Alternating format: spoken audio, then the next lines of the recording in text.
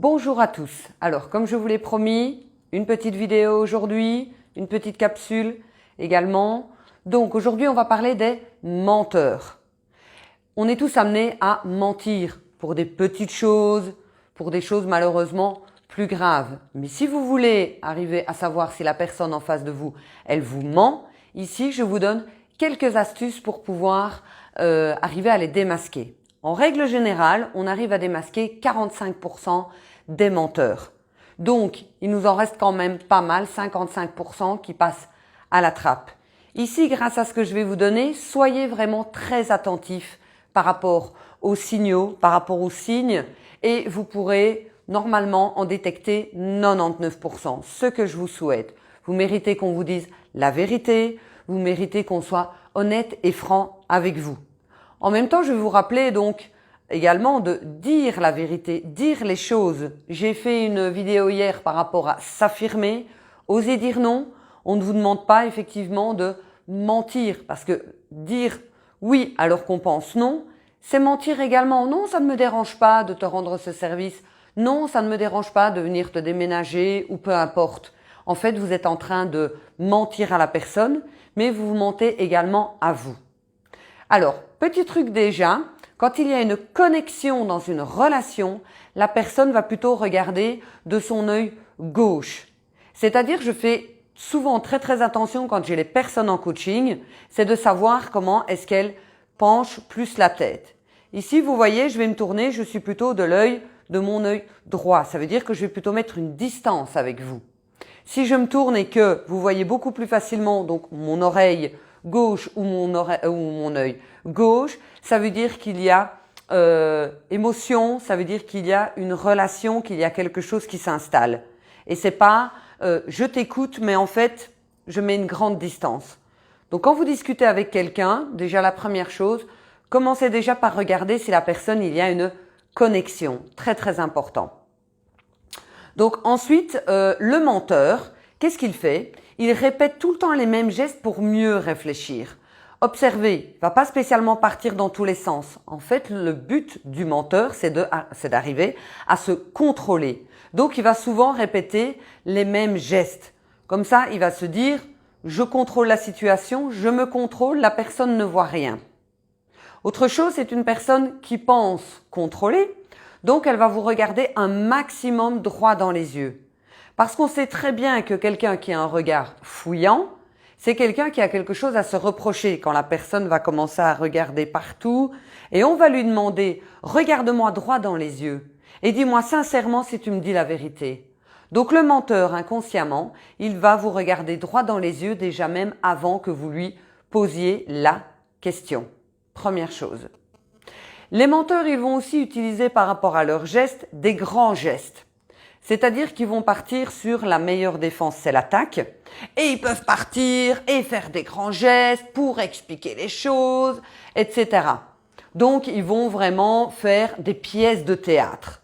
Donc, observez les gestes. Si d'habitude la personne que vous avez en face de vous, quand elle communique, elle n'est pas dans des grands gestes, c'est qu'il y a un problème, elle essaye en fait de cacher quelque chose, elle met en fait une barrière devant elle pour ne pas que vous puissiez aussi approcher. Donc, elle va faire des grands gestes et vous auriez tendance donc à reculer. Ok? Alors, le menteur, petit truc, il cache sa main droite. Soit il va la mettre en poche, soit il va la mettre derrière, soit il va peut-être croiser les bras, mais en tous les cas, cet inconscient, il va essayer donc de cacher sa main droite.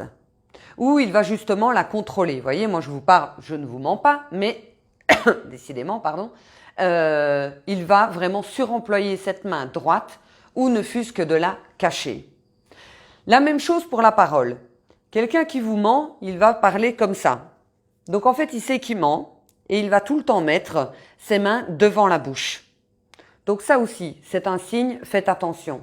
C'est quelqu'un qui a quelque chose à se cacher et donc on n'a pas envie d'en parler et donc on met les mains devant la bouche également. Ce sont des personnes qui vont utiliser des expressions très précises et qui vont insister. Pour être honnête avec toi, Pour te dire la vérité, voyez, on surjoue encore et encore. Faites attention à ces signes-là. Ce sont des personnes qui vont prendre de la distance par rapport à l'événement. En fait, ils ont ce truc de pouvoir se retirer de l'événement. Je vous l'ai déjà expliqué, quand on est dans l'émotionnel, l'idéal pour ne plus être dans l'émotionnel et rester dans les faits, c'est effectivement de pouvoir se retirer de l'événement.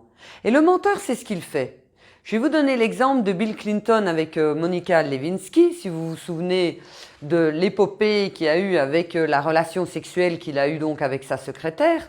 Quand il a été interrogé, il a répondu « Je n'ai pas eu de relation sexuelle avec cette femme ».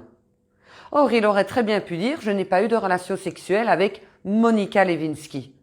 Donc pour lui, en fait, il s'est retiré de l'événement. C'est comme s'il ne connaissait plus le prénom de cette personne. Donc faites attention si la personne commence à prendre une distance par rapport à l'événement.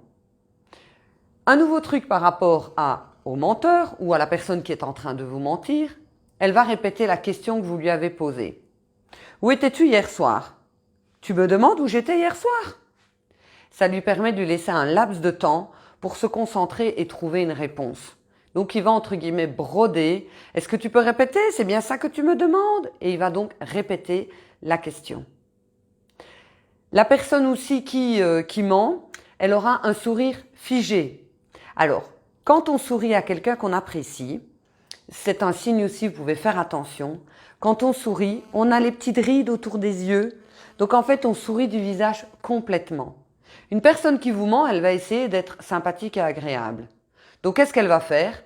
Elle va juste esquisser un sourire. Vérifier, elle ne sourit pas du visage complètement, elle ne sourit pas des yeux.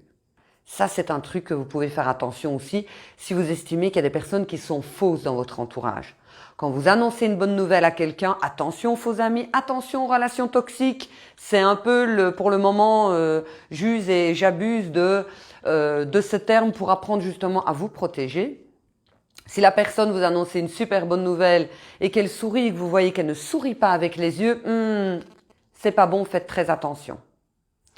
Le menteur aussi, il va chercher le vrai coupable. Il va directement prendre la chose qui ne convient pas et la mettre en fait chez quelqu'un d'autre. Ah, effectivement, ce que tu me racontes, c'est vraiment honteux. Moi, si je connais une personne qui agirait comme ça, il faudrait le punir. Imaginons que c'est quelqu'un qui a volé, donc dans une entreprise qui manque des sous dans la caisse, par exemple. On sait que c'est lui, mais il ne veut pas l'avouer. Cette personne, elle va faire la personne la plus choquée. Oh mon Dieu, il faut trouver le vrai coupable, il faut que cette personne soit punie, il faut que cette personne soit licenciée. Vous voyez, elle reporte la problématique sur quelqu'un d'autre. Donc, il cherche le vrai coupable. Un autre petit truc quand vous avez les personnes devant vous, quand quelqu'un vous parle, sa posture, elle est face à vous. Vérifiez toujours les pieds. Les pieds ne peuvent pas mentir. Vérifiez toujours les pieds. Si moi je parle avec vous, que je suis intéressée pour parler avec vous, n'oubliez pas, j'ai l'œil gauche qui va être beaucoup plus, voilà, je vais m'intéresser à ce que vous me racontez et mes deux pieds vont être dans votre direction. Quelqu'un qui ment, il a les pieds qui vont aller plutôt vers l'extérieur. Ou même tous les deux d'un côté vers la porte par exemple.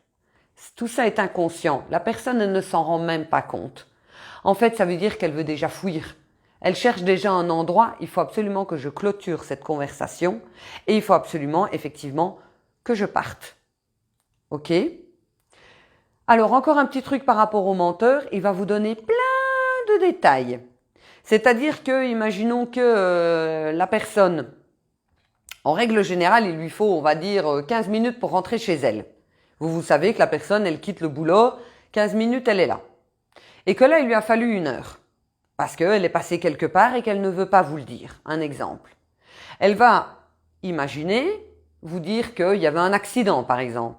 Mais au lieu de vous dire, oh là là, il y avait un accident, désolé, je suis en retard. Non, non, non.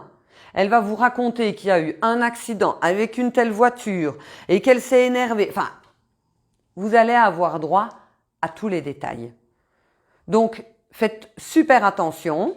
C'est des petits trucs que je vous ai donnés. Courte vidéo, courte petite capsule par rapport aux menteurs.